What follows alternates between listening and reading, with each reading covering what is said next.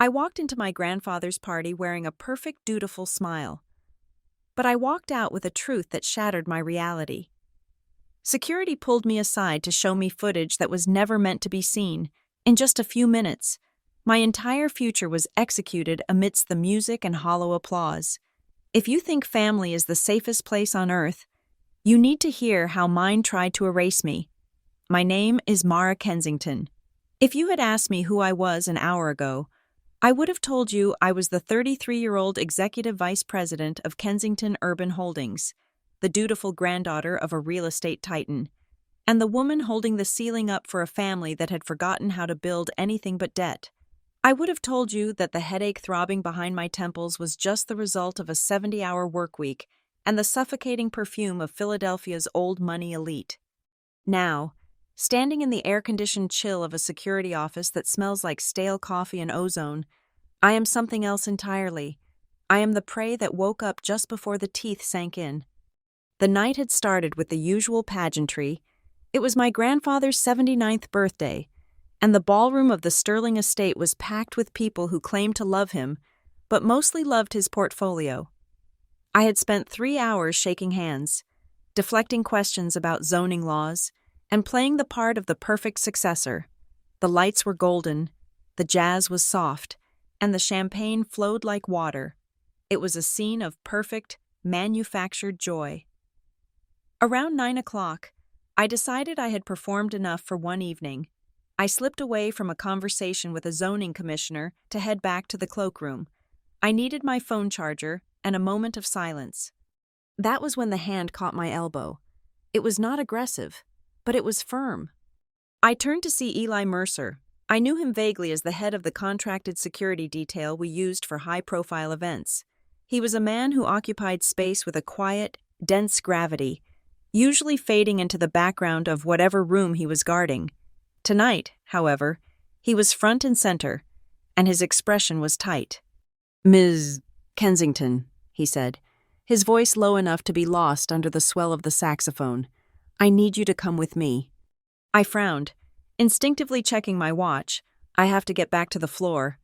"Eli, my grandfather is about to make a toast in 20 minutes. "You are not going back out there," he said. "Not until you see this. Right now." There was a tone in his voice that cut through my exhaustion. It was not a request. It was an emergency broadcast. I followed him down a service corridor, away from the warmth of the ballroom and into the bowels of the venue. The security office was a stark contrast to the party upstairs. It was a windowless box illuminated by the blue glow of a dozen monitors. Eli closed the door and locked it. The sound of the lock clicking into place made my stomach turn. "Sit down," he said, pointing to a swivel chair in front of the main console. I remained standing. "Tell me what is going on. Is there a threat?" Eli did not answer. He typed a command into the keyboard, bringing up a time-stamped video file. The footage was high definition, taken from a camera discreetly mounted in the ceiling fixtures of the ballroom. I recognized the scene immediately. It was from 40 minutes ago. I was standing near the bar, laughing at something a city councilman was saying. My back was slightly turned to the main crowd. "Watch the glass," Eli said. I leaned in. On the screen, the Mara in the video placed her champagne flute on a high-top table to adjust her earring. It was a movement that took perhaps 3 seconds. In those 3 seconds, 3 figures moved into the frame with the precision of a choreographed dance. My breath hitched in my throat. I knew those silhouettes better than my own reflection. To my left, my mother, elegantly dressed in emerald silk, stepped forward, on the screen. She reached out as if to steady herself on the table, but her body blocked the line of sight from the rest of the room. It was a subtle, natural movement, the kind a doting mother makes, but here, in the cold light of the security feed, it looked like a wall being erected. Behind me, my stepfather, the man who had insisted on walking me down the aisle at my wedding 5 years ago, turned his back to the table. He scanned the room, his eyes darting left and right. He was not looking for a waiter. He was keeping watch. And then, there was Caleb, my half-brother, the boy I had tutored in math, The young man whose gambling debts I had quietly covered 2 years ago so he would not have to face grandfather's disappointment. On the screen, Caleb slid his hand over my champagne flute. It was a magician's trick, sleek and practiced. A small vial appeared in his palm. He tipped it. A clear liquid vanished into my drink. In a heartbeat, the vial was gone, slipped back into his jacket sleeve. My mother stepped back. My stepfather turned around, resuming his conversation as if nothing had happened. The Mara on the screen turned back, picked up the glass, and took a long, refreshing sip. The video froze. For a moment, I did not breathe. I could not feel my fingers. The air in the room seemed to vanish, replaced by a vacuum of pure, unadulterated horror. My heart began to hammer against my ribs, a frantic, bird-like rhythm that echoed in my ears. I felt a wave of nausea roll over me, so violent I had to grip the edge of the desk to keep from falling. "Play it again," I whispered. My voice sounded foreign, like it was coming from underwater. Eli hit the key. Mother blocks. Stepfather watches. Caleb pours. Mother blocks. Stepfather watches. Caleb pours. It was a loop of my execution. They were not just hurting me. They were erasing me. This was not a prank. You do not coordinate 3 people for a prank. You do not have a lookout for a joke. This was a military operation, and the target was my mind. I stared at the screen, my eyes burning. I thought about the dizziness I had felt earlier in the week. I thought about the times my mother had told me I looked tired, that I was forgetting things, that maybe the pressure of the upcoming merger was too much for me. I thought about my stepfather suggesting I take a sabbatical. It was never concern, it was conditioning. They were gaslighting me, and now they were chemically ensuring the narrative stuck. I felt a sob rising in my chest, a hot, jagged thing that wanted to tear its way out. I wanted to scream. I wanted to run upstairs and shatter a bottle over Caleb's head. I wanted to fall to my knees and weep for the little girl who used to think her mother was her best friend. But then I looked at Eli. He was watching me, his face impassive but his eyes alert. He was waiting to see if I was going to break. If I broke now, if I ran out there screaming, they would win. They would point to my hysteria. They would say, "Look, poor Mara is having a breakdown. We told you she was unstable." They would use my reaction as the final nail in my professional coffin. I forced myself to swallow the sob. I pushed the nausea down until it was just a cold stone in my gut. I straightened my spine. The trembling in my hands did not stop, but I clasped them together so tight my knuckles turned white. "What is in the drink?" I asked. "I don't know," Eli said, "but it is not alcohol." "Why are you showing me this?" I asked, turning to face him. "Why didn't you just call the police?"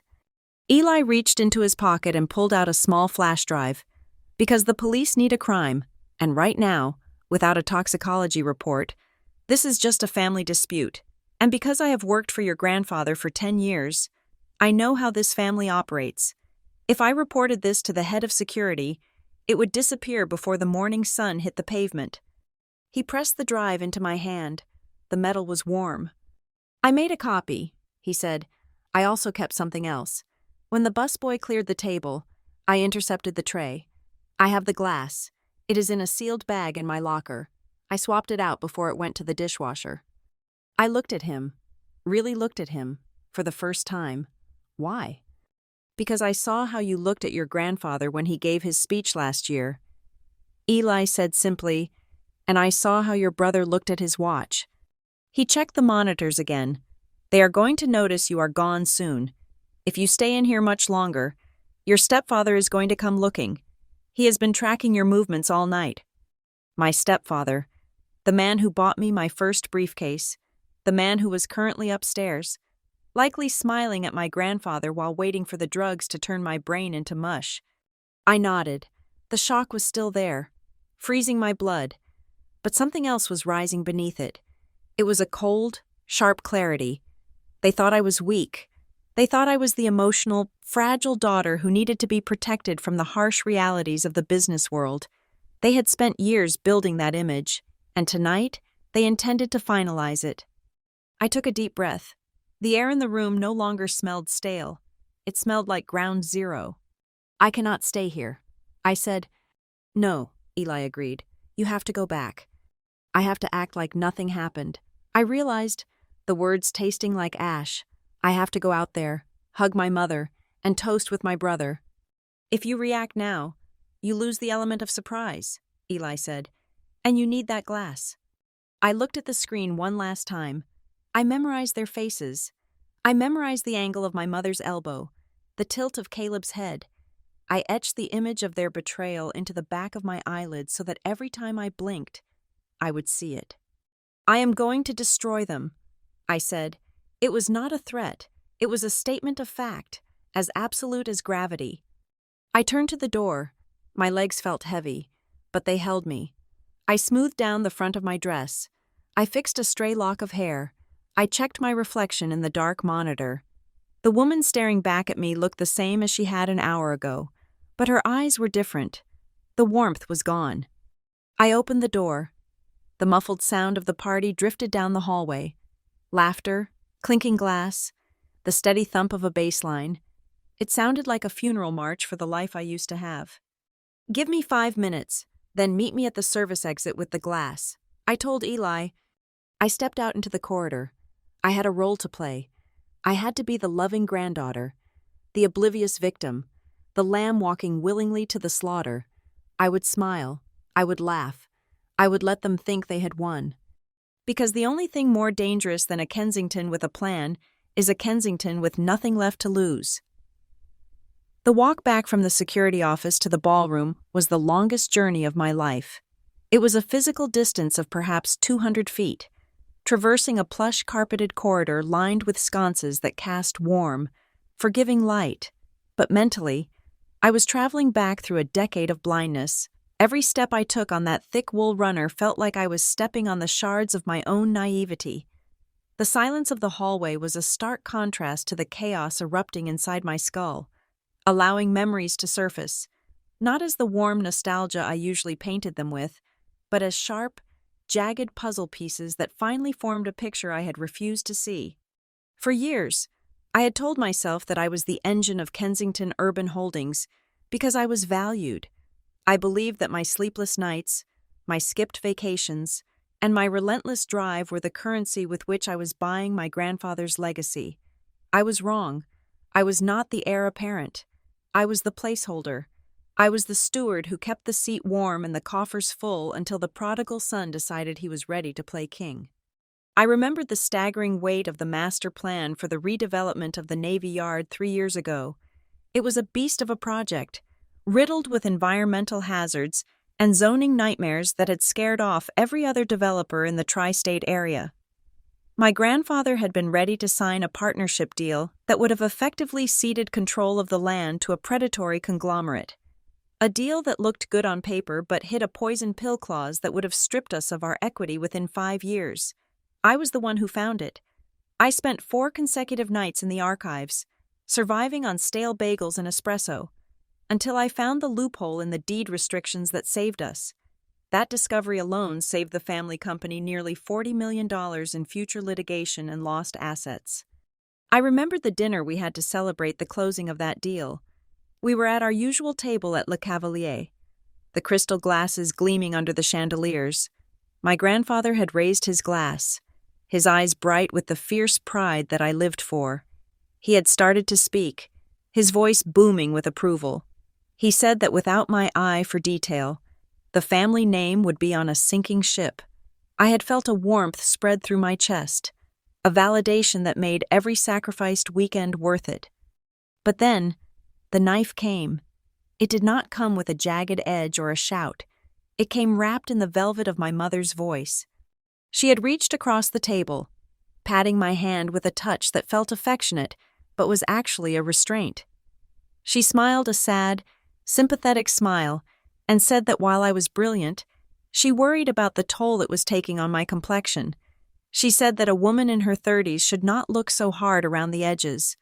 She turned to the table and sighed, lamenting that this level of stress was simply not sustainable for a female constitution, that I was risking my balance for a balance sheet. Then, in the same breath, She pivoted.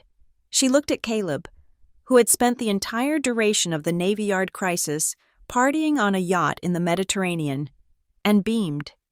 She told the table that Caleb had just returned with such a fresh perspective, that he had made incredible connections with some European investors who were just dying to meet the family.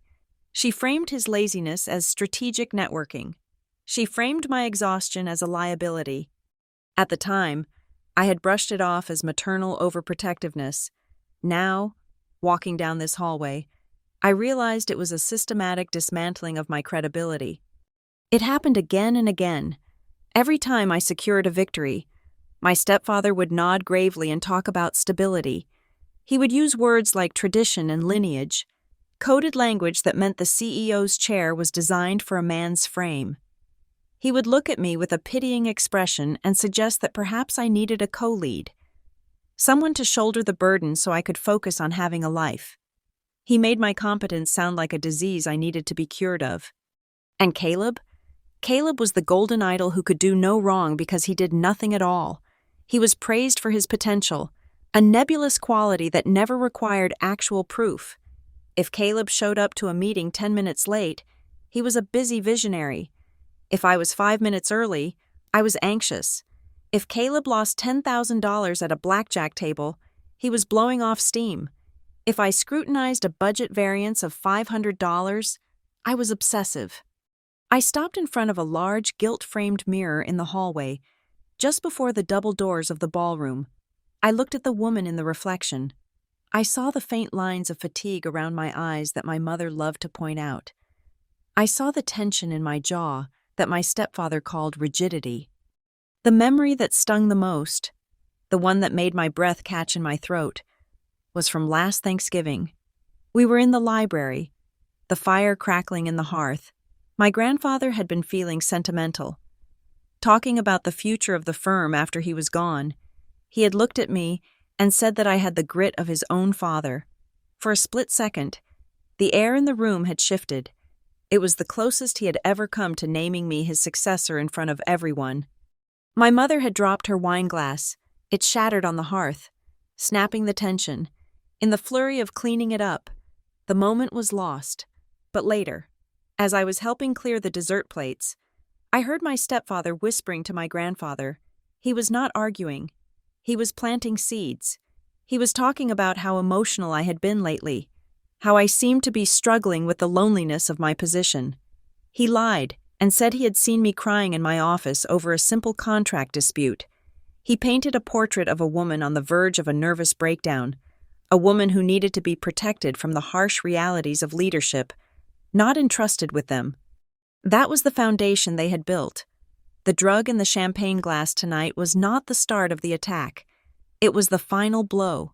They had spent 10 years convincing my grandfather, and perhaps even trying to convince me, that I was mentally fragile.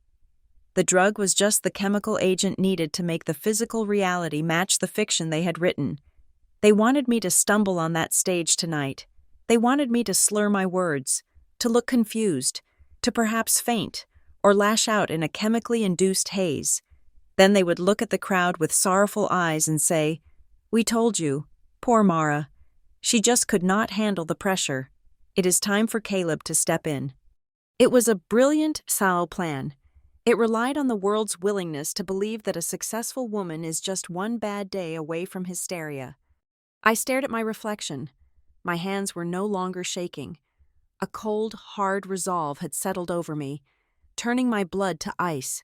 I thought about the files I had organized, the crises I had averted, the thousands of hours I had poured into a company that my family viewed as a piggy bank for their vanity. They wanted a show? I would give them one. They wanted to prove that I was incompetent? I would show them exactly what kind of capacity I possessed. I reached into my clutch and touched the cool, smooth surface of the flash drive Eli had given me. It felt like a weapon. I adjusted the strap of my dress, squared my shoulders, and lifted my chin. I wiped the expression of betrayal off my face and replaced it with the mask they expected. The dutiful, slightly tired, devoted granddaughter. But behind that mask, Mara Kensington was gone. The woman who walked back toward those doors was a stranger to them. I was no longer seeking their approval. I was documenting their demise. I reached for the brass handles of the double doors. I could hear the murmur of the crowd inside, the clinking of silverware, the hum of 100 conversations that would soon stop dead. I pushed the doors open and stepped back into the arena. The decision to not call the police was the hardest calculation I had to make that night, but it was also the most necessary as I drove my sedan away from the Sterling estate, leaving the golden glow of the party in my rearview mirror. My thumb hovered over the call button on my steering wheel. It would have been the logical thing to do. I had video evidence of an attempted poisoning. I had a witness. I was the victim. But I was also a Kensington. I knew exactly how that phone call would play out. The flashing lights would arrive, causing a scene that would land on the front page of the Philadelphia Inquirer. My stepfather would step forward, his voice dripping with concerned condescension, and explain to the officers that his stepdaughter had been under a tremendous amount of stress lately. He would cite my recent exhaustion and confusion. My mother would weep into a silk handkerchief and ask if they could keep this quiet for my sake. The headline the next morning would not be CEO poisoned by family. It would be heiress suffers breakdown at gala. Police called to scene. I could not afford to be the hysterical woman. I needed to be the prosecutor, the judge, and the jury, and to do that, I needed undeniable, cold, hard science. I drove straight to an urgent care clinic on the other side of the city, a place where no one knew my face or my last name. The waiting room was fluorescent and smelled of antiseptic and floor wax. When the nurse called me back, I lied with a smoothness that frightened me. I told her I had accidentally ingested something I was allergic to at a dinner party, maybe shellfish, maybe a specific nut, and I was feeling lightheaded. I insisted on a full toxicology screen and a blood draw to rule out any adverse reactions. The doctor was skeptical but tired. He drew 3 vials of blood. I watched the dark red liquid fill the tubes, knowing that within that plasma lay the chemical blueprint of my family's betrayal. I paid in cash and requested the results be expedited and sent only to my private encrypted email server. But the blood was only half the equation. I needed to know exactly what was in that vial Caleb had slipped into my champagne. I pulled into the parking lot of Apex Environmental Analytics at 2 a.m. It was a private lab we had used for years to test soil samples for our brownfield redevelopment projects. The building was dark, a concrete slab in an industrial park, but I had called the night supervisor, a man named Dr. Aris, whom I had helped out of a zoning jam regarding hazardous waste storage 3 years ago. He owed me a favor. I sat in my car, waiting. My phone buzzed. It was Eli. Loading Doc B. 5 minutes. Come alone. I had left the party an hour early, feigning a migraine, a lie that my mother had accepted with a triumphant, pitying smile. But I had not taken the glass with me then. It was too risky to carry it out in my purse past my stepfather's watchful eyes. Eli had kept it safe. I drove around to the back of the venue. The party was over now. The catering trucks were being loaded, and the valet stand was being dismantled. I parked my car in the shadow of a dumpster and pulled my trench coat tight around me. The air was biting cold, damp with the threat of rain. I crept toward loading dock B. The metal roll-up door was closed, but a small service door stood ajar. I slipped inside. The service corridor smelled of stale beer and garbage. Eli was waiting for me near a stack of folded tables. He looked different out of his security blazer. Just a man in a black t-shirt with tired eyes and a jaw set in stone. Without a word, he handed me a brown paper bag. Inside was a plastic evidence bag containing my champagne flute. A small amount of liquid still pooled at the bottom. He also handed me a USB drive. Another angle, he whispered. I pulled the feed from the camera over the orchestra pit. You can see your brother checking the vial in his sleeve before he approaches you. It shows premeditation. He didn't just have it on him. He prepped it. Thank you, Eli, I said, my voice barely audible. You need to go, he said, looking past me down the hall. The catering manager is doing a final sweep. If he sees you here, he will mention it to the event coordinator, and that report goes to your stepfather's assistant. I turned to leave, clutching the bag to my chest like it contained the crown jewels. Suddenly, the heavy metal door at the end of the corridor swung open. Voices echoed off the concrete walls.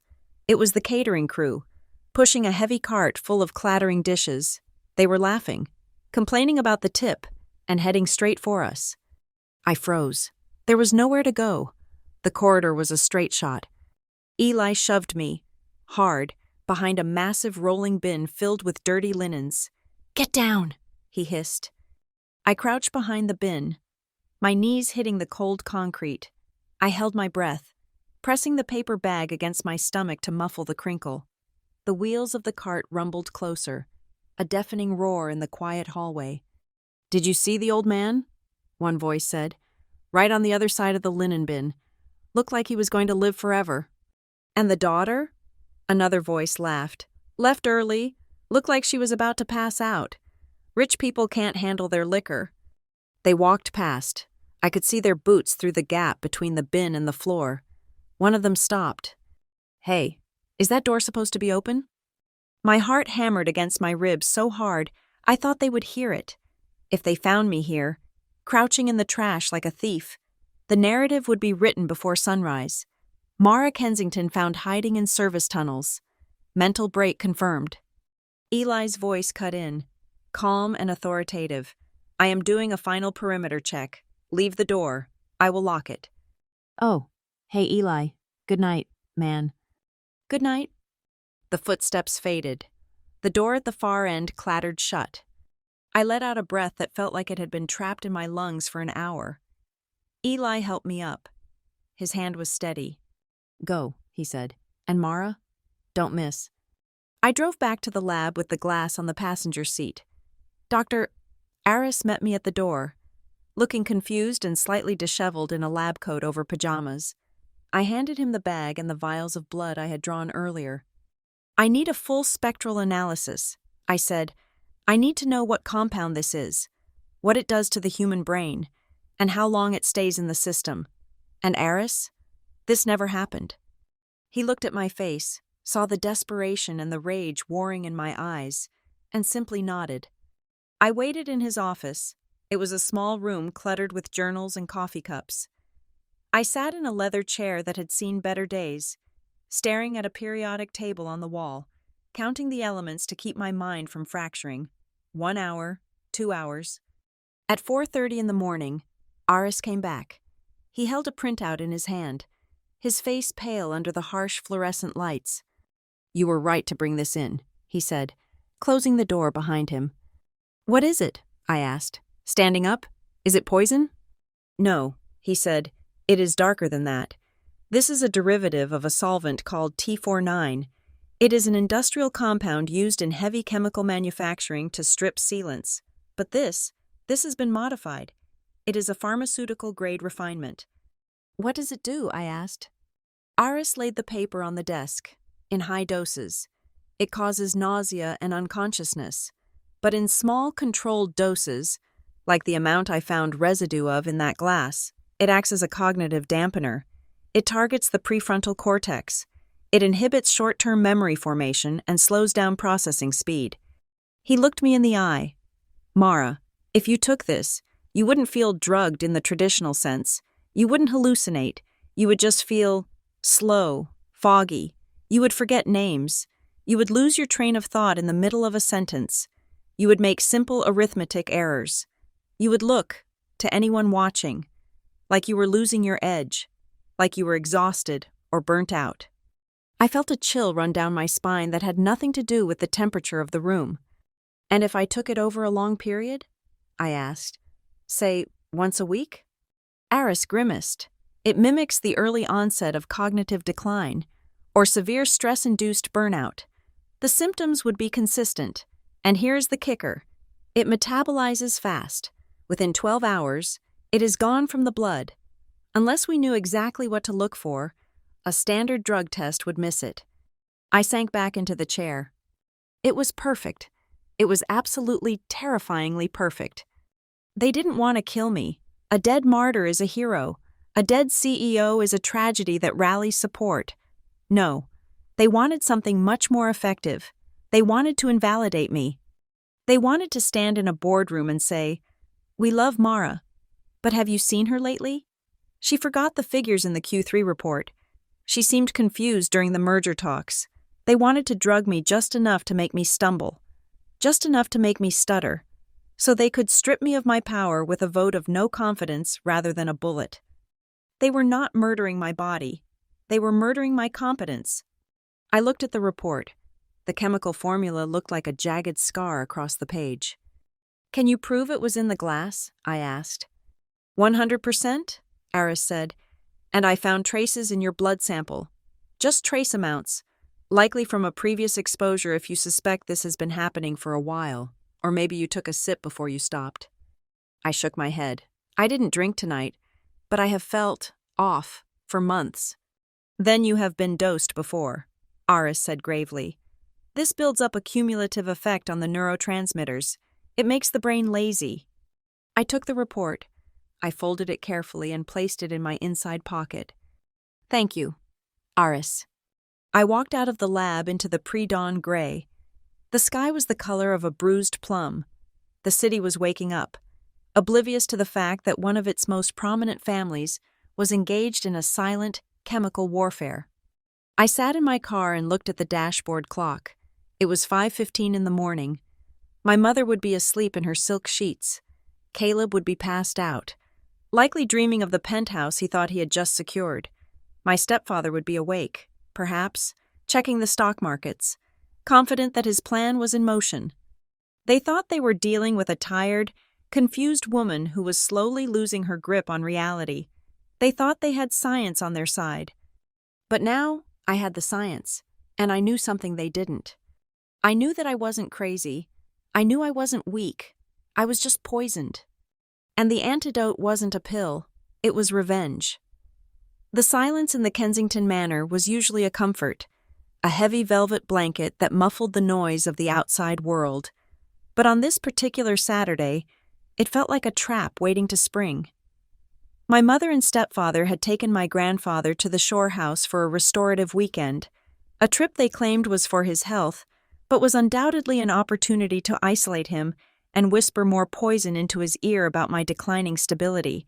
Caleb had announced with a smirk that he was heading into the city to meet with some potential investors, which I knew was code for a high-stakes poker game at a private club. I was alone. The house was empty. It was the moment I had been waiting for since I walked out of that lab with the toxicology report burning a hole in my pocket 3 days ago. I stood at the bottom of the West Wing staircase, my hand gripping the banister. My heart was beating a slow, heavy rhythm against my ribs. I was not a thief. I was the executive vice president of a multi-million-dollar company. I signed checks that could buy small islands. Yet here I was, sweating in my own hallway, preparing to break into my brother's office like a common burglar. I reached into the pocket of my cardigan and pulled out a small brass key. It was an old spare I had kept from the days when I managed the household staff. Back before my mother decided that even the housekeeping roster was too much stress for me, Caleb had never changed the locks on the heavy oak door of his study, because Caleb was arrogant. He believed he was untouchable within these walls. He believed I was too busy having a breakdown to be a threat. I walked down the hallway, my socks making no sound on the hardwood. I stopped in front of his door. I listened. Nothing but the settling of the house and the distant hum of the refrigerator. I slid the key into the lock. It turned with a satisfying, heavy click. I stepped inside and closed the door softly behind me.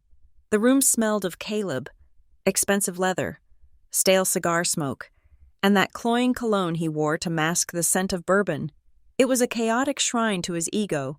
Framed photos of him shaking hands with minor celebrities lined the walls, while actual work documents were piled haphazardly on the floor. I moved straight to the desk. It was a massive mahogany piece that had belonged to our great-grandfather. Caleb used it as a coaster. I tried the center drawer. Locked, of course. I pulled a hairpin from my bun. It was a cliché, something out of a cheap spy movie. But I had learned how to jimmy this specific lock when we were teenagers, and I wanted to steal back the diary he had taken from me. The mechanism was simple, old, and loose. I wiggled the pin, feeling for the tumbler. a few seconds of frustration, and then, snap, the lock gave way. I slid the drawer open. At first glance, it was just a mess of papers, but as I began to sift through them, the narrative of Caleb's life began to unravel. Not as the golden boy successor, but as a man drowning in his own vices. I found the first notice at the bottom of a stack of car magazines. It was a final demand for payment from a private lending firm in Atlantic City. The amount made my stomach turn. $50,000. I kept digging. I found markers from a casino in Las Vegas dated 3 months ago. $120,000. I found a foreclosure warning on a condo he had secretly bought in Miami, a property the family knew nothing about. Then came the emails he had printed out. They were threatening. One was from a man named Vinny, asking why the wire transfer had not cleared and suggesting that Caleb's knees were a small price to pay for a late fee. I felt a wave of cold nausea. Caleb wasn't just greedy, he was desperate. He was in a hole so deep he couldn't see the sky, and he needed the Kensington fortune not to build a legacy, but to buy his life back. This was why they needed me out of the way. I was the obstacle between him and the liquidity he needed to pay off the sharks circling his water. I took out my phone. My hands were shaking, but I forced them to be steady. I started photographing everything. I captured the letterheads, the dates, the terrifying sums of money. I made sure the metadata on the photos would prove exactly when and where they were taken. I moved to the side drawers. Nothing, just office supplies and empty flasks. I knelt down and felt under the lip of the desk. My fingers brushed against a piece of tape. I pulled. A small, flat key fell into my palm. I looked around the room. Where would he use this? I checked the bookshelf. Behind a row of fake law books, I found a small metal lockbox. I inserted the key. It turned. I lifted the lid, and the breath left my lungs. Inside, nestled in dark foam, was a glass vial. It was identical to the one in the video. Next to it was a dropper and a small notepad with dates scribbled on it. I picked up the notepad. The dates corresponded perfectly with the days I had felt the most foggy. The day of the board meeting where I forgot the projected revenue figures. The day of the charity gala where I had to leave early because the room was spinning. August 12th, September 4th, October 1st. He was logging my doses. He was tracking my destruction like a science experiment. I felt a surge of rage so pure it almost blinded me. I wanted to take the vial. I wanted to smash it on the floor. I wanted to burn this entire room to the ground. But I couldn't. If I took the vial, they would know I had been here. They would claim I planted it. They would say I was framing him. The narrative was still theirs to control. I needed them to feel safe until I was ready to close the trap. I switched my phone to video mode. I recorded the box, the vial, the notepad, and the surrounding room to prove context. I narrated softly, stating the date and time. October 25th, 2 in the afternoon. Caleb's private safe. Evidence of chemical agent. I was just about to close the box when a sound froze the blood in my veins. Gravel crunching. The distinctive, heavy rumble of an engine coming up the driveway. I scrambled to the window and peeked through the blinds. My stepfather's black SUV was pulling up to the front steps. They were back. They were hours early. Panic, sharp and electric, shot through me. I had maybe 90 seconds before they walked through the front door. I dropped the notepad back into the box. I locked it. I shoved it back behind the fake books, aligning the spines perfectly. I threw the papers back into the desk drawer, my mind racing to recall the exact chaotic order they had been in, the gambling debt on the bottom, the car magazines on top. I slammed the drawer shut and relocked it with the hairpin, twisting it frantically until the bolt clicked. The front door opened downstairs. "Mara?" My mother's voice called out. Her voice was sharp, echoing up the stairwell. "Are you home? We came back early. Your grandfather wasn't feeling well." I looked around the room. Was anything out of place? The chair. I had swiveled it. I spun it back to face the window. Footsteps on the stairs, heavy. That was Caleb.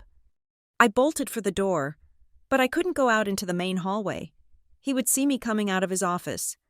I turned to the servants' entrance, a narrow door in the corner of the study that led to the back staircase. I slipped through it and pulled it shut, just as I heard the handle of the study door turn. I held my breath, pressing my ear against the wood. "Hello?" Caleb's voice was muffled. I didn't wait. I took the back stairs 2 at a time, my socks slipping on the polished wood. I reached the second-floor landing that connected to my bedroom. I sprinted down the corridor, threw myself into my room, and closed the door. I dove onto my bed, grabbing a book from the nightstand. My heart was hammering against my chest like a trapped bird. I was gasping for air, my lungs burning.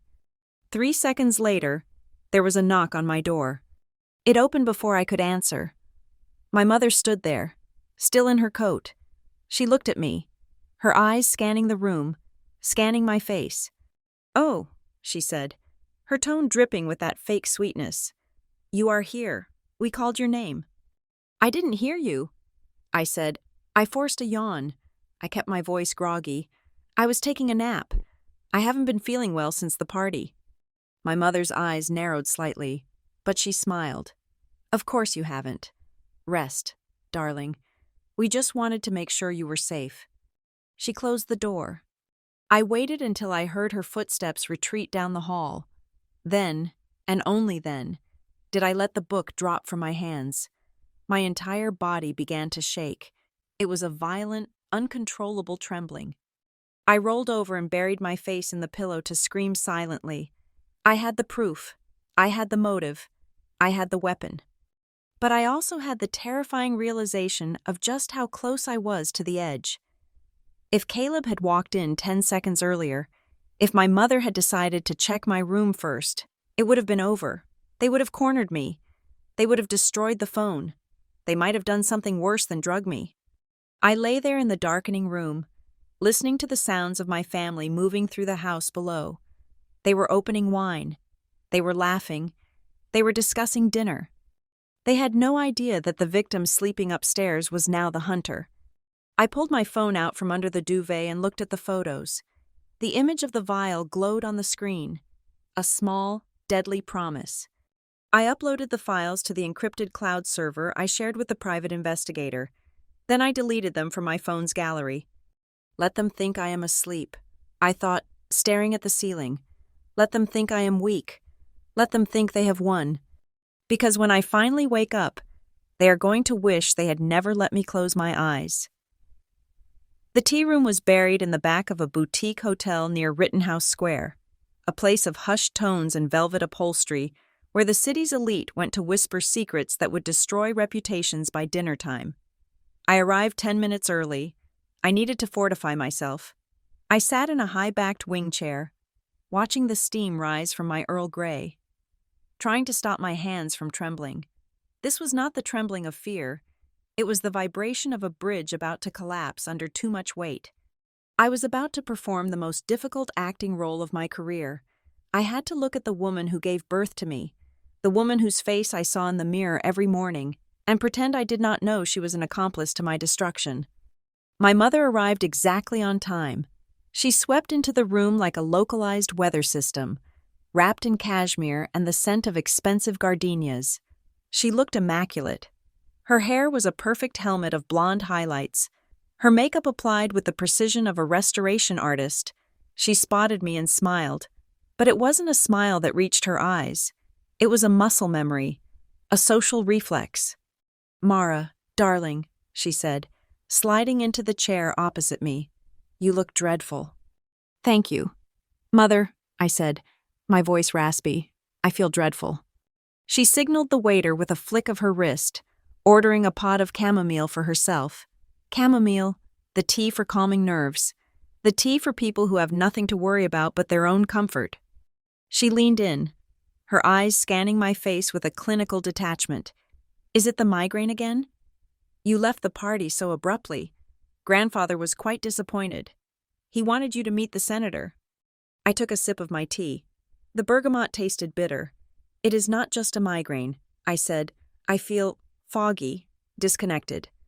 Mother nodded sagely, as if I had just confirmed a diagnosis she had made years ago. "It is the stress. Mara, I have been telling you for months. You are burning the candle at both ends.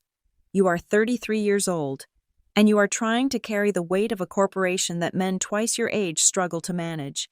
It is simply biology. Biology, the favorite weapon of the archaic sexist. I looked at her, searching for a crack in the porcelain facade.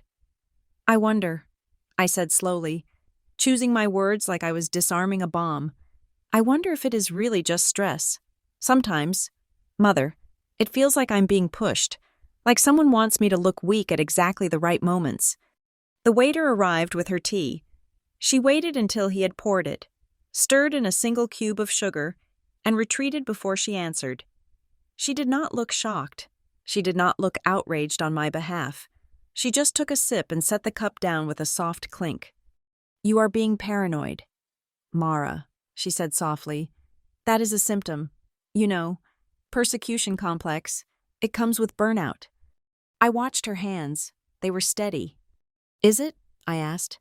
Because it feels very convenient. Every time I'm about to close a deal, every time I am about to secure my position, I get sick, I get confused, and there is Caleb, ready to step in. Mother sighed, a sound of long-suffering patience. Caleb is your brother. He loves you. He wants to help you. You have been holding on to this control so tightly. Mara, maybe you have held on too long. Maybe it is time to let go, to let Caleb take the burden. The burden, I repeated. Is that what you think the CEO position is? A burden? Or is it a crown you think I am not worthy of wearing? She looked at me then, her gaze sharpening. It is not about worth, darling. It is about the natural order of things. It is about stability. The investors, the board, they like Caleb. He has a way with people. He projects confidence. You project anxiety. I leaned forward. My heart was pounding so hard I thought she could see it through my blouse. If I resigned tomorrow, I asked, my voice barely a whisper, if I walked away and gave it all to him, would you be relieved? She didn't hesitate, not for a second. Yes, she said. The word hung in the air between us, heavy and suffocating. I would be relieved because then you could go back to being my daughter. She continued, her voice taking on a rehearsed cadence. You could find a husband. You could have a life. We could be a family again. Without this constant competition. Tradition exists for a reason. Mara, it keeps the peace. Stability is more important than fairness. Stability, that was the word my stepfather always used. It was their code for control. I looked down at my tea. I had to know. I had to push the needle 1 inch further into the vein. At the party, I said, keeping my eyes on the dark liquid in my cup. Before I felt sick, I was drinking champagne. Caleb handed it to me. I looked up. I saw it. It was a micro-expression, a flicker of something that lasted less than 1/4 of a second. Her eyes darted to the left, away from mine. Her hand, which had been resting on the table, flinched, just a tiny spasm of the fingers, as if she had touched something hot. It was the look of someone who knew exactly what was in that glass. She did not ask, "What about the champagne?" She did not ask, "Do you think it was bad?" Instead, she picked up her napkin and dabbed at her mouth, hiding her lips. "You probably hadn't eaten enough," she said, her voice a little too airy, a little too quick. "Alcohol on an empty stomach is disastrous. You have always had a delicate constitution." She knew. My mother, the woman who had bandaged my scraped knees, the woman who had taught me how to tie my shoes, knew that her husband and son were poisoning me. She might not have poured the vial herself. She might not have known the chemical name, but she knew the plan. She had signed off on the strategy. Break Mara to save the legacy. I felt something inside me die. It was a quiet death, the last lingering hope that I was loved, that I was seen, evaporated in that tea room. I sat back. I felt strangely calm. The grief was gone, replaced by a cold, Arctic clarity. "You are right. Mother, I lied. Maybe I do need a break." Her shoulders dropped 2 inches. The tension left her body. She smiled, and this time, it looked almost genuine. It was the relief of a conspirator who thinks the victim has finally walked into the cage. "I am so glad you are being sensible," she said, reaching across the table to squeeze my hand. Her skin felt dry and cold. "Listen, your stepfather and I were talking. We think you should see someone, just to get back on track." I stiffened. "Here it comes." "Who?" I asked. "Dr. Eris Thorne," she said. "He is a wonderful psychiatrist. He is very discreet. He has helped the Whitaker family for years. We have already spoken to him. He can fit you in tomorrow. He can prescribe something to help with the fog." I knew Dr. Thorne. He was a man who wrote prescriptions for the wealthy to keep their wives docile and their children numb. If I walked into his office, if I let him open a file on me, my medical records would become a weapon. He would diagnose me with whatever my stepfather paid him to diagnose: bipolar disorder, early-onset dementia, hysteria, and that file would be leaked to the board before the ink was dry. It was a trap, a beautifully laid, medical-grade trap. I withdrew my hand from hers. "That is very thoughtful of you," I said. "I will think about it." "Do not think too long," she said, her voice hardening slightly. "We just want what is best for you." I stood up. I could not breathe the same air as her for 1 second longer. "I have to go," I said. "I have a meeting with my estate planner." She frowned. "Why?" "Just tidying up," I said. "Like you said, getting ready to let go." She beamed. "That is my girl." I walked out of the tea room. I walked past the maitre d', past the doorman, and out onto the bustling sidewalk of Walnut Street. The air was cold and smelled of exhaust and roasted nuts. I did not cry. Tears were for family. I didn't have a family anymore. I had opponents. I walked 3 blocks to a park bench and sat down. I watched the people walking by. Mothers pushing strollers, couples holding hands, businessmen shouting into phones. They all looked so normal. They had no idea that a monster could wear a Chanel suit and smell of gardenias. I took out my phone. I deleted the contact named Mom. It was a small gesture, meaningless in the grand scheme of things, but it felt like cutting an anchor chain. She wanted stability. I would give her chaos. She wanted tradition. I would burn their tradition to the ground and salt the earth so nothing could ever grow there again. I dialed Graham Vale's number. He answered on the first ring. "She is in on it," I said. My voice was flat, devoid of emotion. "I am sorry." "Mara," Graham said. He sounded genuinely sad. "Don't be," I said. "It clarifies things. The doctor they want me to see is Thorne." "We will not let that happen," Graham said. "Listen, the investigator found something else. The transfer of assets your stepfather is planning. It is scheduled for the night of the party. They aren't just announcing Caleb. They are signing the company over to a holding shell in the Cayman Islands. They are liquidating. I realized they aren't running the company. They are selling it for parts." "Correct," Graham said. "And Mara? We don't have a month. We have 4 days." I looked up at the skyline of Philadelphia, at the steel and glass towers that my grandfather had helped build. "Then we move up the timeline," I said. "Are you sure?" Graham asked. "You sound different." "I am different," I said. I looked down at my hands. They were steady as stone. "I am done being the daughter, Graham. I am the CEO now." I hung up. I stood up and hailed a taxi. I wasn't going home to hide in my room. I was going to the office. I had a performance to prepare for, and I needed to make sure the stage was set for a tragedy. But not mine. Never mine. Graham Vale lived in a stone manor in Chestnut Hill that looked less like a house and more like a fortress built to withstand the erosion of time.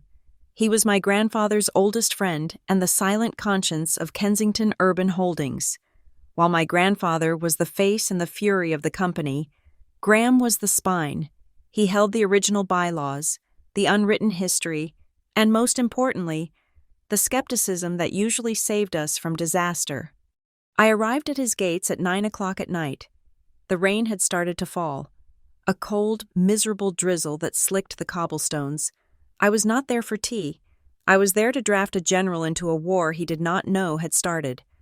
Graham met me in his library. He was 80 years old, confined to a wheelchair by a bad hip, but his mind was as sharp as a diamond cutter. He looked at my wet coat and the waterproof briefcase clutched in my hand, and he did not offer pleasantries. "Sit down, Mara," he said, his voice gravelly. "You look like you are carrying a body in that bag." I sat. I did not waste time with small talk. I placed the briefcase on his heavy oak desk and opened it. "I need you to look at something, Graham, and I need you to promise me that you will look at it as a lawyer, not as a friend of the family." He nodded once. "Show me." I laid it out, piece by piece, building the indictment like a prosecutor. First, the video from the security room. I played it on his tablet. We watched in silence as Caleb's hand moved. The vial appeared, and my future was poisoned. Graham watched it twice. His face remained impassive, but his knuckles turned white as he gripped the armrests of his chair. Second, the toxicology report from Dr. Aris. I pointed out the compound name. I explained the effects, the cognitive dampening, the simulated exhaustion, the short-term memory loss. I showed him the timestamp of the test, proving the chemical was in my blood the night of the party. Third, the photographs from Caleb's safe, the gambling debts, the foreclosure notices, the desperate emails from loan sharks. I laid out the financial motive so clearly that a child could connect the dots. Finally, I played the audio recording. I had turned on the voice memo app on my phone the moment my mother sat down in the tea room earlier that day. The audio quality was slightly muffled by the noise of the cafe, but her words cut through the static like a knife. Stability is more important than fairness. And then, the silence when I asked about the champagne.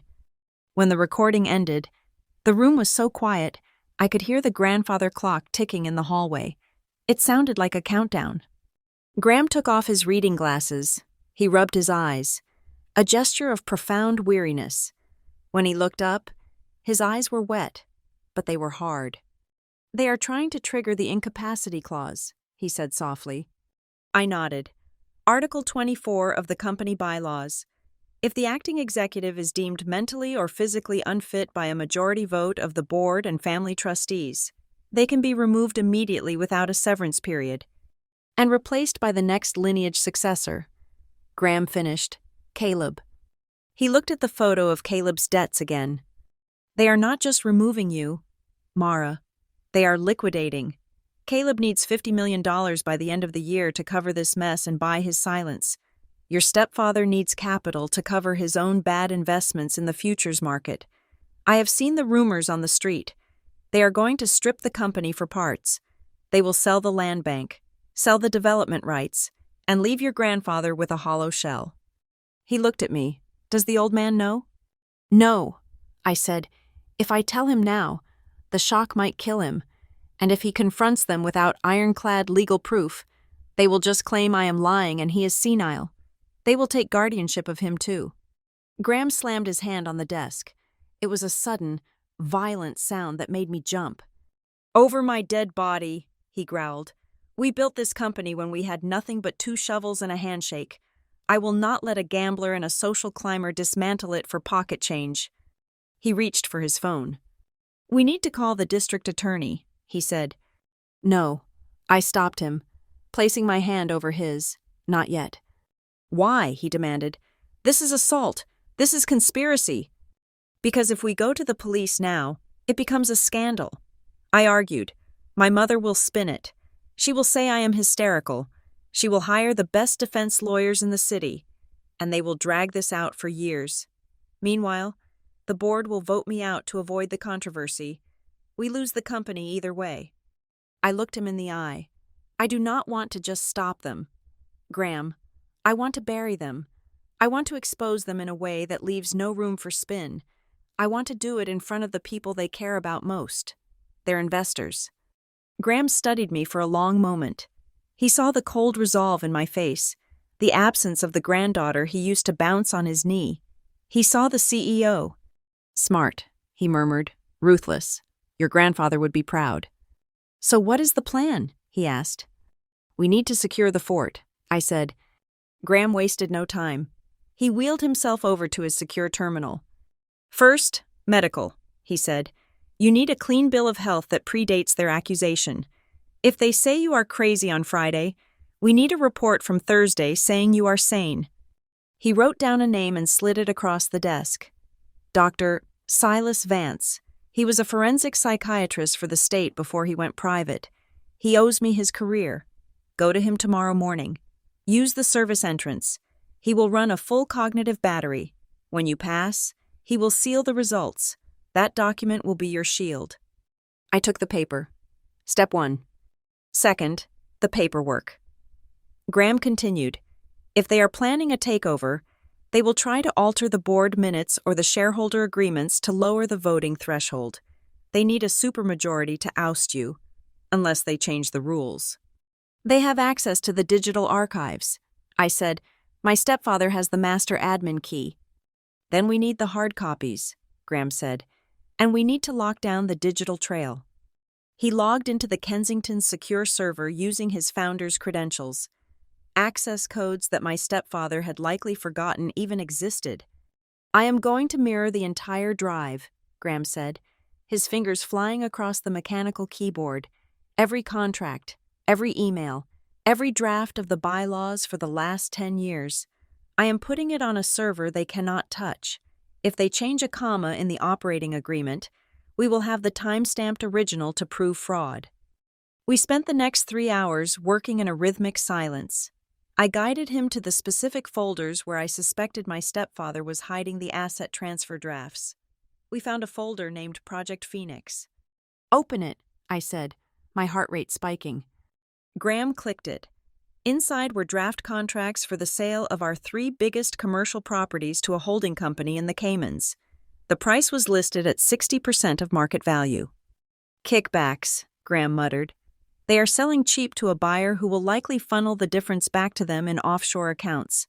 It is textbook embezzlement. Save it, I said. Done. We worked until midnight. The rain battered the windows. But inside, we were building a fortress of evidence. By the time we finished, we had a digital paper trail that tracked every dollar of debt, every altered document, and every drop of poison. Graham poured 2 glasses of scotch. He handed one to me. To the truth, he said. To the end of them, I replied. My phone buzzed on the desk. I glanced at it, expecting a harassing text from Caleb asking where I was. It was not Caleb. It was a message from an encrypted number. I frowned. I opened the message. They moved the date. The Succession Gala is not next month. It is this Friday. Invitations are going out digitally tomorrow morning at 8. Be careful. They know you are asking questions. I stared at the screen. The blood drained from my face. Who is it? Graham asked, seeing my expression. Beatrice, I whispered. Mrs. Higgins. My grandfather's old executive assistant. She still works in the archives. I told her to watch the calendar. Graham wheeled himself around to look at the screen. Friday? He said. That is in 3 days. Why move it up? I asked, panic rising in my throat. Why rush it? Because they are scared, Graham said grimly. He looked at the timeline we had just built. You left the party early. You went to the doctor. You met your mother today and let slip that you suspected something. You stopped drinking the champagne. He looked me dead in the eye. They know the drug isn't working fast enough, or they suspect you are onto them. They are accelerating the timeline because they need to force the vote while they still think they have the upper hand. If they wait another month, you might recover. You might build a defense. They are trying to execute me before I can stand trial. I realized. Graham downed his scotch in one swallow. Then we do not have time for a slow game, he said. You have 3 days to memorize every document in this file. You have 3 days to get that medical report. He pointed a gnarled finger at me. You are going to walk into that party on Friday night. Mara, they are expecting a victim. They are expecting a broken, confused woman who will sign whatever paper they put in front of her just to make the noise stop. I stood up, picking up the briefcase. It felt heavier now, loaded with the ammunition of war. They are going to play a video of my life, I said, remembering the tribute montage they usually played at these events. Graham smiled, a cold, shark-like grin. "Then let us make sure they play the director's cut," he said. I walked out into the rain. The drops felt like ice against my skin. Friday. I had 72 hours. 72 hours to learn how to destroy the people who raised me. I got into my car and locked the doors. I looked at the dark house of my grandfather in the distance, then at the city lights beyond. "Let them speed it up," I whispered to the empty car. "It just means I don't have to wait as long to watch them burn." The next 48 hours were a masterclass in self-sabotage. If I had learned anything from my family, it was that people believe what they want to see. And right now, they wanted to see a woman falling apart. I decided to give them a front-row seat to the collapse. On Wednesday morning, we had a critical strategy meeting regarding the waterfront development project. It was a deal worth $200 million, and I knew the blueprints better than the architect did. The room was filled with the sharks, my stepfather, Caleb, the lead counsel, and 3 senior partners from the investment bank. I walked in 5 minutes late. I had spent 20 minutes in the bathroom beforehand, messing up my hair just enough to look frazzled, and rubbing my eyes until they were red. I sat down at the head of the table, opened my folder, and let a few papers slide out onto the floor. "Sorry," I mumbled, scrambling to pick them up. My hands were clumsy. I dropped a pen. I saw my stepfather exchange a look with the lead banker, a look that said, "See? We told you." When it was my turn to present the revenue projections, I stood up. I looked at the graph on the screen, a graph I had built myself 3 nights ago. I stared at it blankly. "The projected yield for the first quarter is—" I paused. I squinted at the screen, feigning confusion. "Is 7%? No. Wait, that cannot be right. Is it 9? It was 12%. I knew it was 12%. I had fought for that number." Caleb cleared his throat. He didn't even look up from his phone. "It is 12. Mara, it is right there in the legend." "Right," I said, pressing a hand to my forehead. 12. Sorry. The numbers seem to be swimming today." I saw the banker shift in his seat. He scribbled something on his notepad. I could guess what it was. CEO unstable, risk factor high. Throughout the meeting, I let Caleb interrupt me. I let him correct me on zoning codes he had only learned about that morning. I let him take credit for a vendor negotiation that I had finalized last week. I shrank in my chair, making myself smaller, quieter, less significant. By the time the meeting ended, the energy in the room had shifted. They were no longer looking at me for answers. They were looking at Caleb. My stepfather placed a hand on my shoulder as we walked out. "Why don't you go home early?" he suggested, his voice dripping with faux sympathy. "You really tried today, Mara, but maybe you just need to rest before Friday." I looked at him, letting my lip tremble just slightly. "Maybe you are right," I whispered. "I just feel so useless." "You aren't useless," he said, smiling. "You are just unwell." I walked back to my office, closed the door, and immediately pulled out my burner phone to text Graham. "Phase 1 complete. They think I'm losing cognitive function." But the hardest part wasn't the boardroom, it was the living room. That evening, I found my grandfather sitting in his favorite armchair by the fireplace, staring into the flames. He looked older than I had ever seen him. The weight of the company, the tension in the house, it was carving lines into his face. I sat on the ottoman at his feet. He reached out and took my hand. His skin was paper thin, his grip weak but desperate. "Mara," he said softly, "I heard about the meeting today." I looked down. News traveled fast when your enemies were your housemates. "I am sorry." "Grandfather," I said, "I don't know what is happening to me." He squeezed my hand. "Listen to me. You don't have to do this. I built this company to provide for the family, not to destroy it. If the pressure is too much, if you want to walk away, I will understand. I don't want to see you suffer like this." My heart broke. He was offering me an escape hatch because he loved me. He was willing to let his life's work fall into the hands of incompetence just to save my sanity. I wanted to tell him everything. I wanted to tell him that I wasn't sick, that I was the only thing standing between him and financial ruin. I wanted to tell him that the tea he was drinking was probably safe, but mine wasn't. But I couldn't. If I told him now, his rage would give us away. He would confront my stepfather, and without the final blow of the public reveal, they would just gaslight him too. They would say he was senile, that his paranoia was proof he needed a guardian. So I swallowed the truth and lied to the man I loved most. I am trying. Grandfather, I said, forcing a tear to slide down my cheek, I just want to make you proud. You always make me proud, he whispered, but I would rather have a happy granddaughter than a rich CEO. I kissed his hand and stood up. I promise, I said, everything will be clear after the party on Friday. He thought I meant I would step down. He didn't know I meant I was going to burn the house down. I went up to my room to dress for dinner. As soon as I opened the door, I froze. To the untrained eye, the room looked exactly as I had left it. The bed was made, the vanity was tidy. But I had a habit, a paranoia born from years of living with people who didn't respect boundaries. Before I left in the morning, I always placed a single, long strand of hair across the seam of my nightstand drawer. I wet the ends slightly so it would stick to the wood. The hair was gone. I walked over to the nightstand. I opened the drawer. It slid out smoothly. My journal was there. My tablet was there. But the papers at the bottom? The old receipts I kept? They were shuffled. Someone had lifted them up to look underneath. They were searching for it.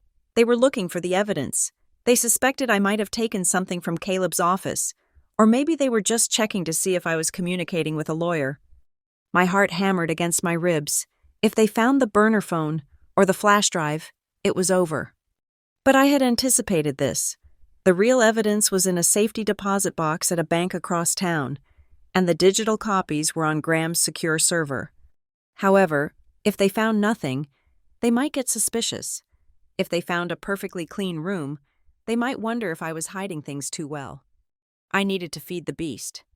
I sat down at my desk and pulled out a notebook. Not my real journal, but a fresh one I had bought yesterday for exactly this purpose. I took a pen and started writing. I made my handwriting messy, frantic, unlike my usual precise script. October 25th. I don't know what day it is. I missed the meeting. I can't remember the numbers. Mom says I'm sick. Maybe she is right. I feel like there is a fog in my brain. I am scared. I think I need to quit. I can't do this anymore. Caleb is right. I am drowning. I wrote 3 pages of this, a stream of consciousness from a woman on the verge of a nervous breakdown. I wrote about hearing voices. I wrote about feeling paranoid that everyone was watching me. Then, I took the notebook and shoved it under my mattress. But I left one corner just barely visible, the kind of hiding spot a desperate person uses, but one that a snooping mother would find in 10 seconds. I left the room and went down to dinner. The meal was a quiet affair. Caleb was in high spirits, talking about a new sports car he wanted to lease. My stepfather was pouring wine, a vintage red that cost $400 a bottle. "Mara, wine?" he offered, holding the bottle over my glass. I flinched. "No," I said quickly, pulling my glass away. I think it makes the headache worse." I saw Caleb glance at my mother. A small smile played on his lips. They thought the conditioning was working. They thought I was afraid of the drink because I was associating it with the sickness, not because I knew it was poison. "Suit yourself," my stepfather said, pouring a glass for himself. "More for us." After dinner, I excused myself, claiming exhaustion. I went back to my room, turned off the lights, and lay in bed, fully clothed, waiting. An hour later, I heard the door handle turn. I kept my breathing slow and rhythmic. I didn't move. Footsteps, soft, like a cat. The scent of gardenias. My mother. She moved to the bed. I felt her weight dip the mattress as she sat down carefully. I felt her hand slide under the mattress. She knew exactly where to look. She must have seen the corner of the notebook earlier and come back to retrieve it. She pulled the notebook out. I heard the pages turning in the dark. There was a long silence, then a soft exhale. It wasn't a sigh of sadness. It was a sigh of relief. She stood up, she put the notebook back, tucked it in, and smoothed the sheets. "Sleep tight, my sweet girl," she whispered. She left the room. I waited until her footsteps faded down the hall. I opened my eyes in the darkness. They had bought it. They believed the lie because it confirmed what they wanted to be true. They thought I was broken. They thought I was writing my own resignation letter in that notebook. My phone buzzed under my pillow. It was a text from the private technician I had hired to rig the screens for the party. "System access secured. I have bypassed the main control board. The override is linked to your remote. We are green for Friday." I texted back, "Don't let anyone near the booth." I rolled over and stared at the ceiling. Friday. They were going to walk into that ballroom expecting a coronation. They were going to stand on that stage, shoulder to shoulder, radiating the arrogance of people who had never been told no. My mother would wear her emeralds. My stepfather would wear his Italian suit. Caleb would wear that smug grin. And I would wear the face of the victim right up until the moment I pressed the button. I closed my eyes, but I didn't sleep. I rehearsed the speech I wouldn't give. I rehearsed the silence that would follow the video.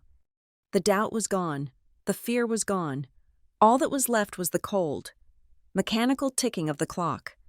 Let them enjoy their victory lap for one more day. The finish line was a cliff, and I was the one drawing the map. The countdown to Friday was measured not in hours, but in logistical maneuvers. I had ceased to be a granddaughter. I had become an architect of a controlled demolition. The venue was the Sterling Estate, a place designed for champagne toasts and polite conversation, but by the time I was finished with it, it would be a courtroom. Thursday morning began in the cargo van of a freelance audiovisual technician named Jax.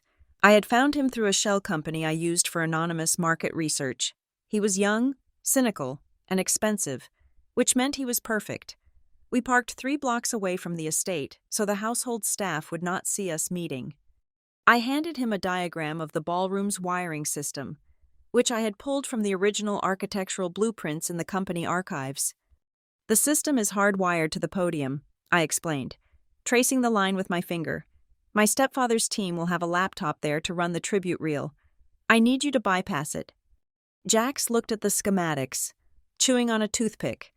He tapped a junction box on the diagram. "Here, the wireless receiver for the main projector. If I can swap the dongle on the back of the projector itself, I can override their input with a remote signal. I can sit in the parking lot and hijack the screen whenever you give the word. You have to get in and out before the catering staff sets up at noon." I said, "I can wear a maintenance uniform." Jack shrugged. $50 for the shirt? 10 minutes of work? But if I get caught, I don't know you." "You won't get caught," I said, handing him an envelope containing $5,000 in cash. "Just make sure when I press the button on my key fob. The screen belongs to me." He took the envelope. "Consider it done." My next stop was the security guard booth at the rear of the estate. Eli was on duty, staring at a bank of monitors. He looked tired. The dark circles under his eyes told me he knew exactly how high the stakes were. He wasn't helping me out of loyalty. He was helping me because he was smart enough to know that when the Kensington ship went down, the crew would be the first to drown if they didn't have a life raft. I slid a piece of paper across the desk. It was a guest list modification.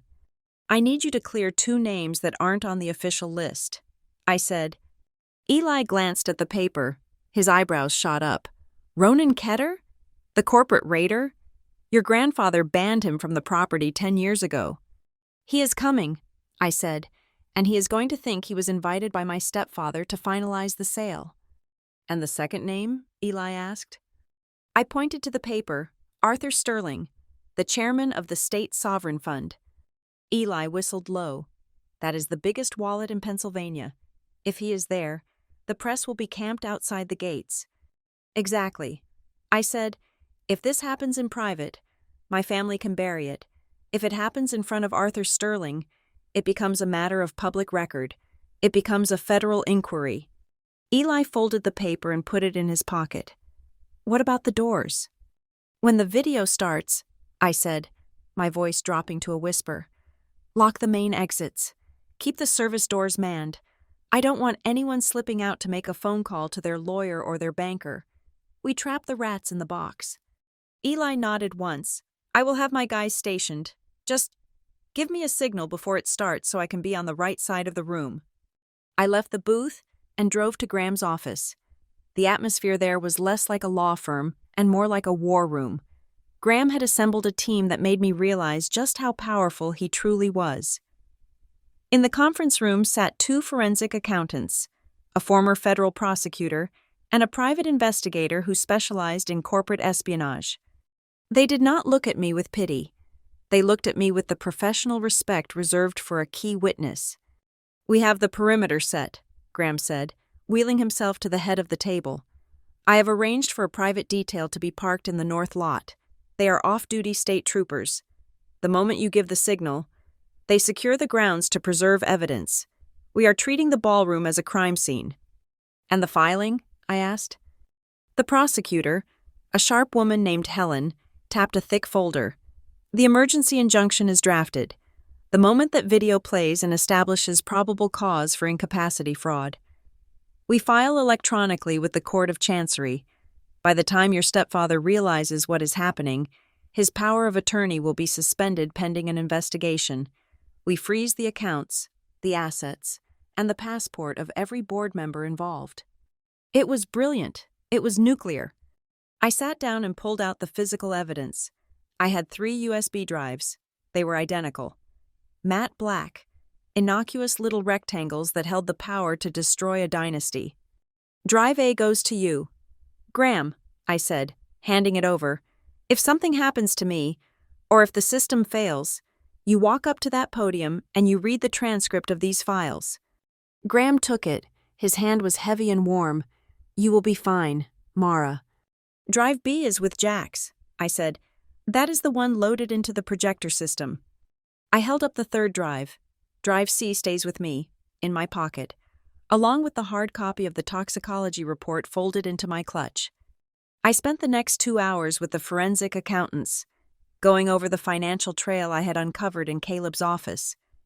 We matched the dates of my episodes with wire transfers from the company accounts to a shell corporation in the Cayman Islands called Blue Horizon.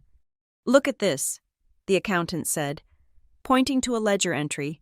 On August 12th, the day you said you missed the board meeting because of migraines, your stepfather authorized the sale of the Pisco demographic data from your tenant database. He sold it to Ronan Ketter's firm for pennies on the dollar. That is illegal, I said, feeling the anger burn cold in my stomach.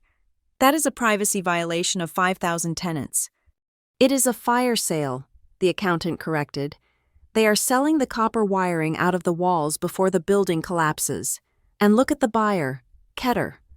That was the confirmation I needed. My stepfather wasn't just incompetent. He was in bed with the enemy. He was dismantling my grandfather's legacy and feeding it to a man who had tried to destroy us for a decade. That is why I invited Ketter. I said, I want him in the room. I want the camera to catch his face when the truth comes out. I want the shareholders to see the man who is buying their dividends with dirty money. I left Graham's office at 6 in the evening. The sun was setting, casting long, bloody shadows across the city. I drove home, the silence of the car amplifying the noise in my head. I had one last thing to do. I sat in my car in the driveway of the estate, staring at the invitation on my phone. The Kensington Succession Gala. It sounded so regal. It was a funeral with an open bar. I forwarded the digital invitation to Ronan Ketter's private email, using a spoofed address that made it look like it came from my stepfather's personal account. I added a note. Come to the gala. We will sign the final transfer papers in the library after the announcement. It is done. She is out. He would come. Greed would drag him there by the nose. I walked into the house. It was quiet, the calm before the storm. My mother was in the dining room, arranging flowers for the centerpiece. She looked up and smiled. That same vacuous, terrifying smile. Are you excited for tomorrow, darling? She asked. I stopped. I looked at her.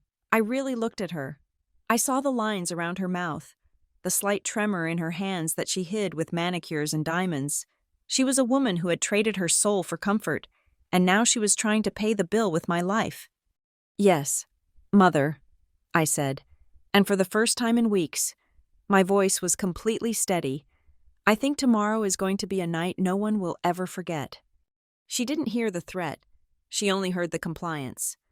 I went up to my room. I locked the door. I took the dress I was going to wear out of the closet. It was black, severe, armor. I stood in front of the mirror. I looked at the woman staring back. She wasn't the tired, confused girl from the video. She wasn't the dutiful granddaughter. I touched the cold glass of the mirror. "I am not doing this for revenge," I whispered to my reflection. "Revenge is emotional. Revenge is messy. This is a correction. They wanted to use the law to erase me? Fine. I would use the truth to erase them. I would not scream. I would not cry. I would simply turn on the light and let the roaches scurry." I checked the USB drive one last time. I checked the file names. Video Evidence 01 MP4 Toxicology Report Vance PDF Debt Ledger Caleb PDF Keter Transfer Records PDF. Everything was there. Every lie, every theft, every drop of poison. I placed the drive on the nightstand next to the one photo I kept of my grandfather and me, taken when I was 10 years old, standing in front of his first building. He was pointing up at the sky, telling me that the only limit was how hard I was willing to work. He had no idea that the hardest work I would ever do would be saving him from his own blood. I turned off the light. The room plunged into darkness. Tomorrow, the world would end, and I couldn't wait to watch the sun rise on the ashes. The driveway of the Kensington estate was lined with cars that cost more than most people earned in a decade. Bentleys, Mercedes, and a few vintage Rolls-Royces sat gleaming under the floodlights.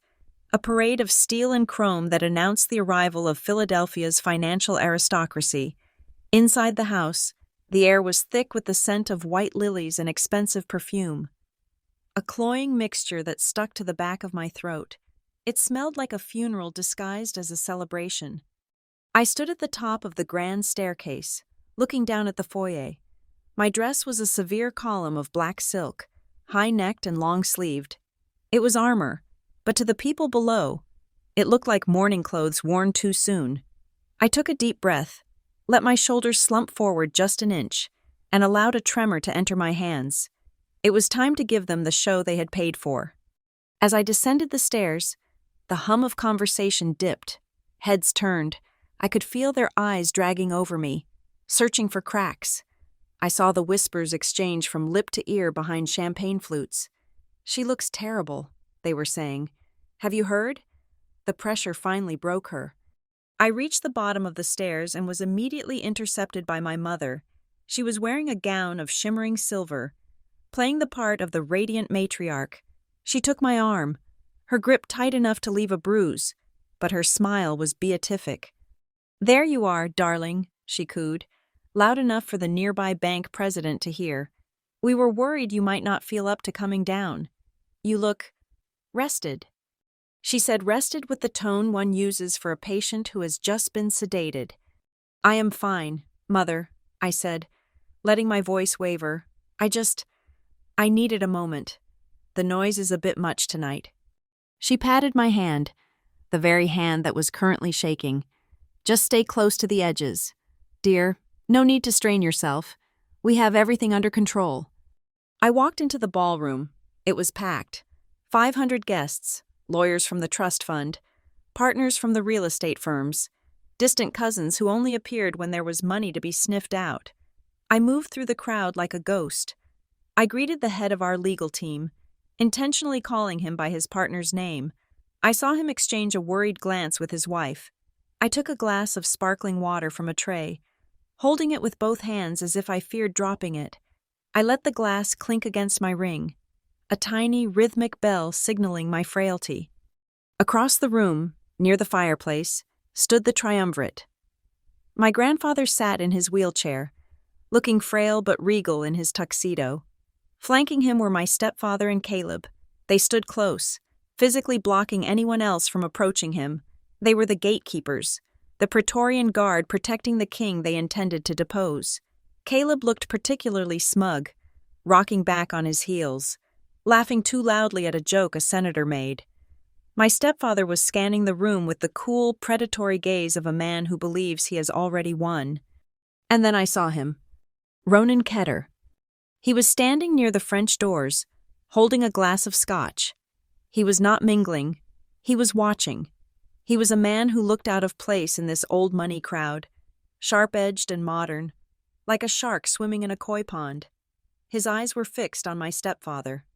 I maneuvered myself through the crowd, careful to look aimless, until I was standing near a large potted fern behind Ronan and a man I recognized as his chief legal counsel. They did not see me. I was just part of the background noise, the broken granddaughter. "We have the signatures prepared?" Ronan asked, his voice low. The lawyer nodded. "The moment the announcement is made, the clause triggers. We can execute the transfer of the commercial portfolio by midnight. The price is locked at 60 cents on the dollar." "Good," Ronan murmured. "The stepfather promised me a clean handover. I don't want any litigation from the girl." "She is done." The lawyer scoffed. "Look at her. She is practically catatonic. She won't sue anyone. She will be lucky if she can find her way out of the building." I turned away, my heart hammering against my ribs, not with fear, but with a cold, jagged fury. They had not just planned to push me out. They had already sold the furniture. They were carving up my grandfather's life work while he was still sitting in the room, and they were using my manufactured illness as the knife. I felt a vibration in the pocket of my dress. I pulled out my phone, shielding the screen with my body. It was a text from Jax, the technician. "Red alert.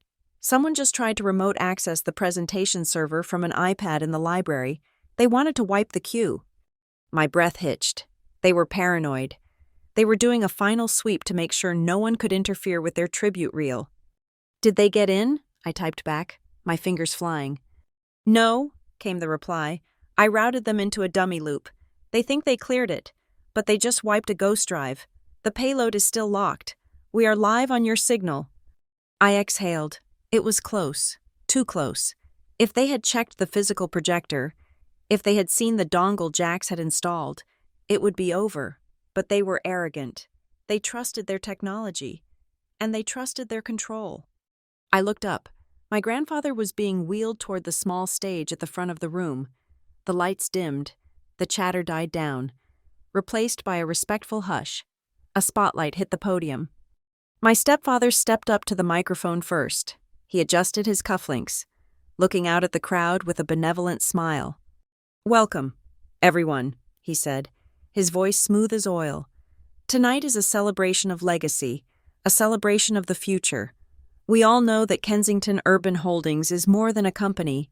It is a family, and like all families, we must know when to pass the torch to the next generation of strength." He gestured to Caleb, who was standing stage right, trying to look humble and failing miserably. "But first, let us hear from the man who started it all." My stepfather continued, "My father-in-law, Arthur Kensington." The room erupted in applause. My grandfather slowly stood up from his wheelchair. He refused the cane my mother offered him. He walked the 3 steps to the podium on his own, his legs shaking but his spine straight. He looked out at the sea of faces, the people he had made rich, the people he had trusted. "Thank you," he said, his voice raspy but amplified by the speakers so that it filled the cavernous room. I stood near the back, my hand in my pocket, my fingers wrapping around the small, cold plastic of the remote control. 79 years, my grandfather said. "I have spent 79 years on this earth, and 50 of them building this company. I built it on honor. I built it on truth." My mother was standing just behind him, her hand resting on his shoulder. It looked like a gesture of support, but I knew what it was. It was a reminder. Stick to the script, old man. Do what we discussed. "Tonight," my grandfather continued, his eyes scanning the room, "I look at my family, and I see the future. I see the need for new blood, for energy that matches the changing world." He paused. He looked at me. For a second, his eyes locked with mine across the dark room. There was so much pain in them. He was about to do what he thought was necessary to save me. He was about to sacrifice his legacy to protect his granddaughter from a pressure he thought was killing her. I swallowed a lump in my throat. I am sorry. Grandfather, I thought, but I'm not going to let you do this. I have made a decision, he said, regarding the succession of the CEO role. This was it, the moment. I started to move. I didn't run. I didn't rush. I walked forward, splitting the crowd. Wait, I said. My voice was not loud, but in the silence of the room, it cracked like a whip. My grandfather stopped. My stepfather froze, his smile faltering. Caleb took a half step forward, his face twisting in confusion. Mara? My mother hissed from the stage. What are you doing? Sit down. I kept walking until I was 10 feet from the stage. I looked up at them. I let the mask slip. I let the trembling stop. I straightened my back, pushing my shoulders down, standing to my full height. The sick Mara vanished, replaced by the woman who had negotiated $100 million contracts without blinking. I just wanted to say thank you. Grandfather, I said, my voice steady, projecting to the back of the room without a microphone. My stepfather laughed, a nervous, jagged sound. That is very sweet, Mara. But this is hardly the time. I think it is the perfect time. I interrupted him, my eyes hard as flint. I wanted to thank you for teaching me that the truth is the most important asset we own, and tonight, I think we should share all of it. I saw the realization hit my mother's eyes first. She saw the change in my posture. She saw the clarity in my gaze. She stepped forward, reaching for the grandfather. Get her off the floor. She snapped at the security guards. She is having an episode. Eli stepped out from the shadows near the stage. He crossed his arms. He didn't move. Security! My stepfather shouted, panic rising in his voice. Escort her out. She is unwell. I pulled my hand out of my pocket. I held the remote up, high enough for everyone to see. I am not unwell. I said, I am just awake. I looked at Ronan Ketter, who had frozen with his drink halfway to his mouth. I looked at the bank partners who were staring in shock. I looked at my grandfather, who was watching me with a dawn of confusion and hope breaking across his face. Then I looked at Caleb. He looked terrified. He looked like a child who had just realized the monster under the bed was real. You wanted a presentation about the future of the family? I asked. I pressed the button. The massive screen behind the stage, which displayed the company logo, flickered. It went black for a heartbeat. Then it blazed to life. But it wasn't the tribute reel. It wasn't the montage of old photos and uplifting music they had prepared. It was a grainy, high-definition time-stamped video of a ballroom bar. The music stopped. The room went deathly silent. And the first image of my mother blocking the camera filled the wall. 50 feet high. For the entire world to see. The screen was 50 feet wide, a monolith of light that dominated the room, and on it, the truth was playing out in high definition. The video was not the grainy, ambiguous footage of a convenience store robbery. It was crystal clear, shot from the high-angle security camera Eli had preserved. The silence in the ballroom was absolute. 500 people stopped breathing at the same time. On the screen, my mother's figure was unmistakable in her emerald dress from the previous party. She stepped to the left, blocking the view of the room with a practiced casualness. My stepfather turned his back, scanning the crowd like a lookout. And there, in the center of the frame, was Caleb. His hand moved with a viper's speed. The vial appeared. The clear liquid splashed into my champagne flute. A collective gasp ripped through the room. It sounded like the air being sucked out of an airlock. Caleb, standing on the stage just 10 feet away from me, made a sound. A strangled, high-pitched whimper. He took a step back, knocking into the podium. But I was not done. I pressed the button on the remote again. The video cut. In its place, a document appeared. It was the toxicology report from Dr. Eris, blown up so large that even the people in the back row could read the fine print.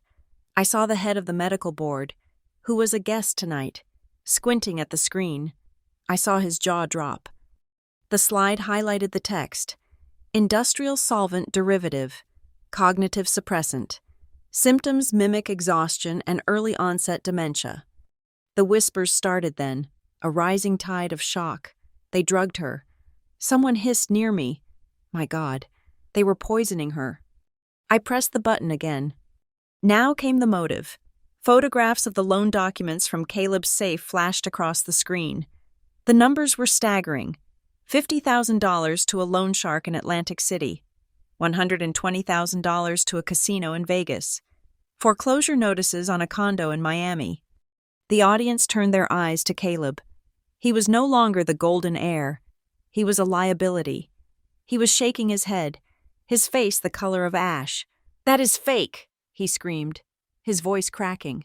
"She forged it." I didn't answer him. I let the evidence speak. I pressed the button one last time. The screen went black, but the audio system kicked in.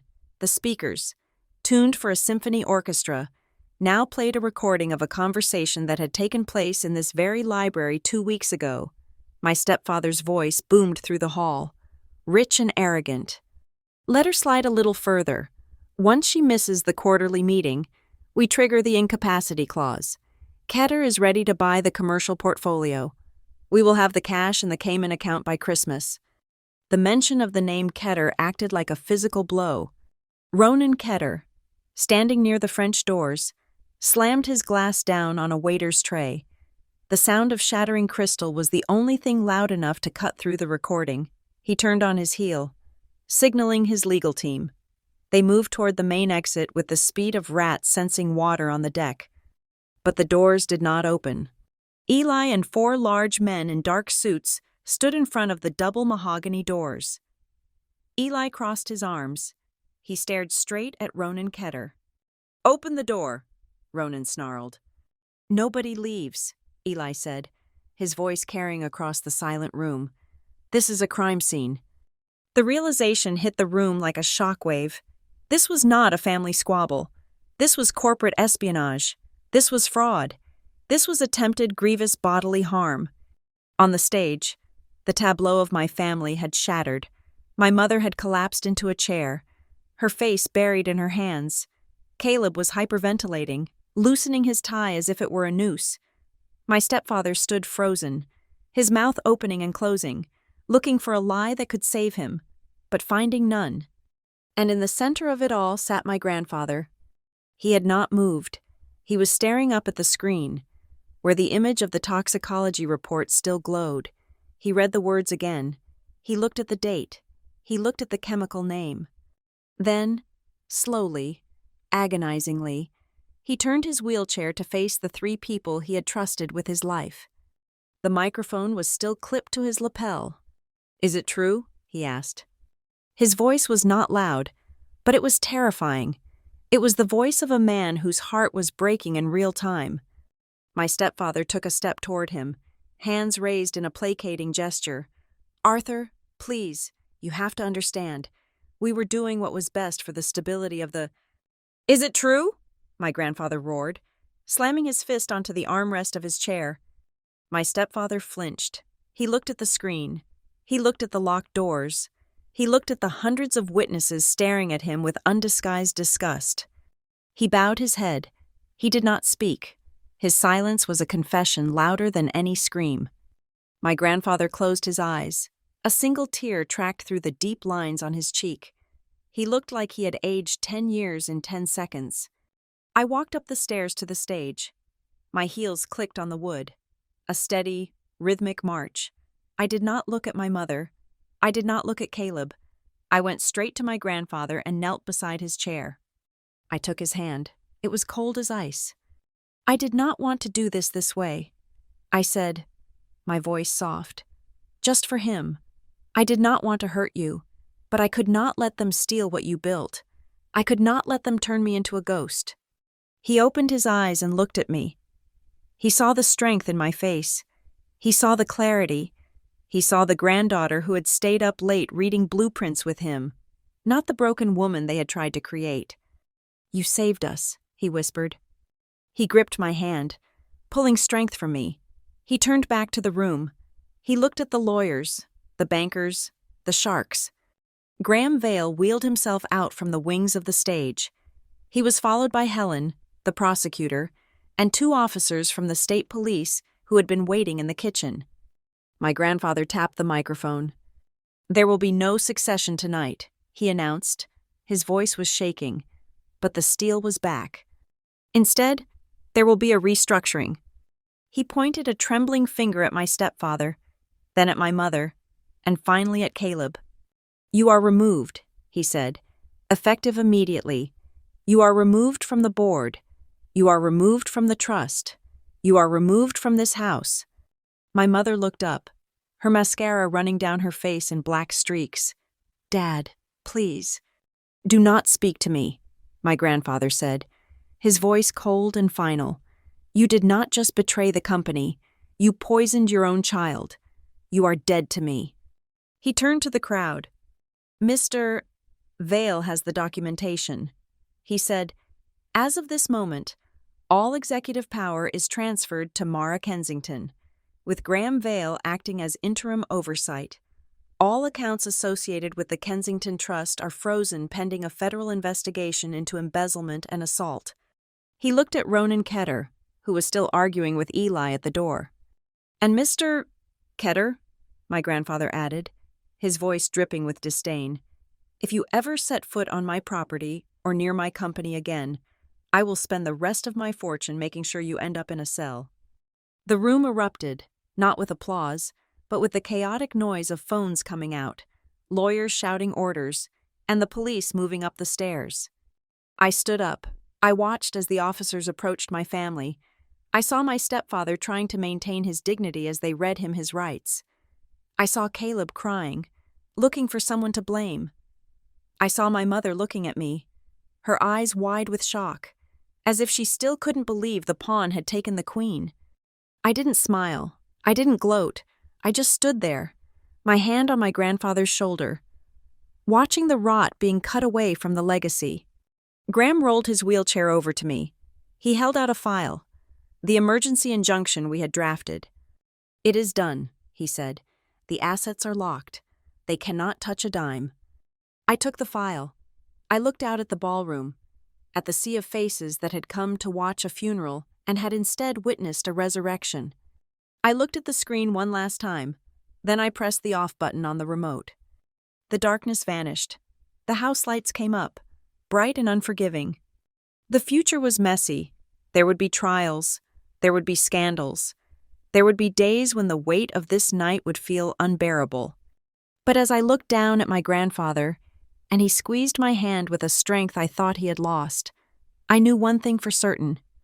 The fog was gone, and for the first time in years, I could see everything clearly. Thank you so much for listening to this story of betrayal and justice. I would love to hear your thoughts, so please comment down below and tell me where you are listening from. I love seeing how far these stories travel. If you enjoyed seeing the truth come to light, please subscribe to the Lila Revenge Stories channel, like this video, and hit that hype button to help this story get recommended to even more people.